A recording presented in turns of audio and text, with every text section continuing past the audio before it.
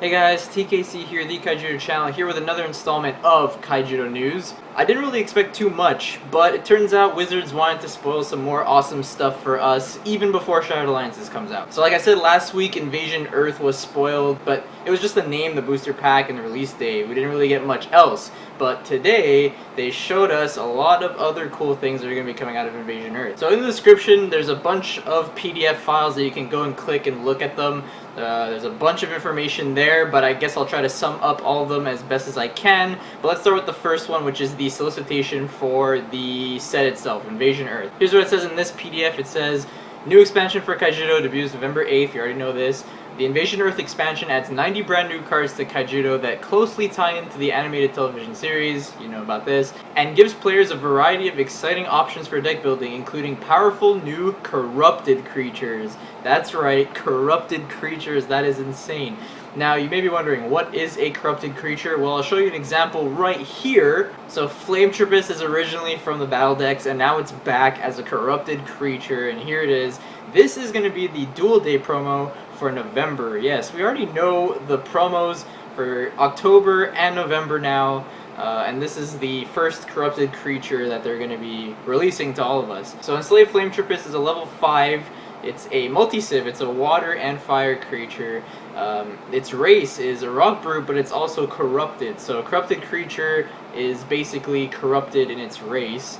So of course, enters the battle zone tapped. It has Lava Wave. While you have only corrupted creatures in the battle zone, this creature has powerful attack 4000 and double breaker, which is, I believe, the exact same thing it gets on the original Flametrippus card, which is really cool. So what's really awesome about corrupted creatures is that it could potentially create its own deck archetype, because corrupted is going to be a race that is most probably going to be spread amongst the 5 civilizations. There is another corrupted creature that has been spoiled, but I'm going to get to that in a second. Let me just continue talking about Invasion Earth first.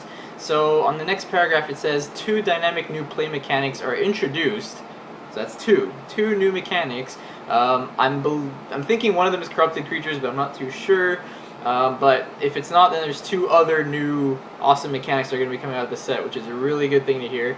These 2 new mechanics are introduced along with a new super rare foil monarch card, Almighty Colossus of the Nature Civilization. So like we predicted, the Nature Monarch is going to be in this set as well. An exclusive new creature card is also going to be in the competitive deck, Vicious Squillis Scourge, which is going to be in the deck called Chotun's Army. So if I had to guess, that would probably be Water Darkness or Blurple, but not too sure. And as you can see in this picture right here, you see Squillis Scourge fighting Tatsuyaron, but not only that, the Squillis has a bunch of awesome, weird things on it. It has like electricity and stuff on its head and stuff like that, and that's a sign that Vicious Squillis Scourge is probably also going to be a corrupted creature. So just with the solicitation alone of Invasion Earth, we got a lot of awesome new details about the set, and I'm honestly really excited about that one as well, let alone Shatter that's coming out in 2 days. Now, along with this set solicitation, they also released 2 other solicitations, one for the November Duel Day.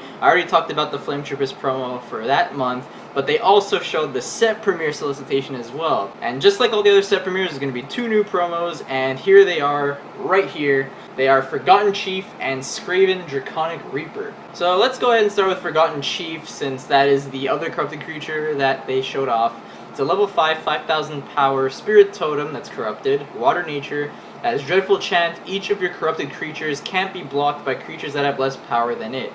So like I said, all these cards are probably going to have some sort of way to help out your other corrupted creatures or help out itself if it's a corrupted creature and things like that. It will essentially make its own deck, which is going to be really fun.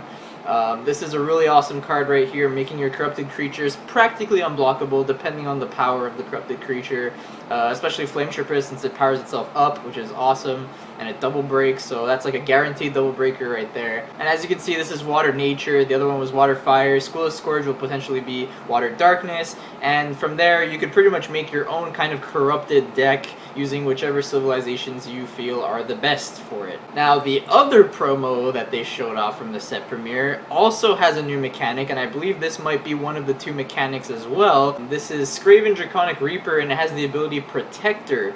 Now this is really interesting. It is very similar to Blocker, but it's not quite like Blocker. It's basically like a weakened version of Blocker, but it's still pretty awesome nonetheless. So if a creature has Protector, that means you can tap that creature to change the attack on one of your other creatures to the Protector itself. Like I said, it's a weakened Blocker in that you can't protect attacks that come towards you. You're going to get those shields no matter what. But if you have creatures or like weak creatures that you want to protect, you can use cards like these to protect them because they're protectors. I think they did this because they wanted to give Fire and Nature some sort of blocker effect, but nothing as powerful as Blocker because they're very aggressive civilizations. They don't want to give them Blocker or else it'd be really unbalanced. So by giving a Protector, it doesn't really protect you too much against the fast decks, but it protects your other creatures that are attacking maybe. Now Scraven right here is more than just a protector, it's also a double breaker, and it has Spirit Swap. Whenever it wins a battle, you choose a creature in your discard pile and you return it to your hand.